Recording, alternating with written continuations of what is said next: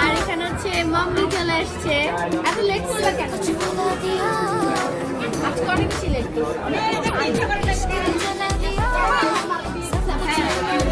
আর এই হচ্ছে বড়াপুর। বড়াপুরে কিন্তু আজকে অনেক বেশি সুন্দর লাগছে। আর এই হচ্ছে আমার আম্মু, শাশুড়ি আম্মু আর কি। আজকে আম্মু আর আমার একদম ম্যাচিং মানে কাইন্ড অফ টুইনিং। কেমন লাগতেছে আমাদের? চলো জানো। আম্মুকে খুব সুন্দর লাগতেছে, মাকেও খুব সুন্দর লাগতেছে।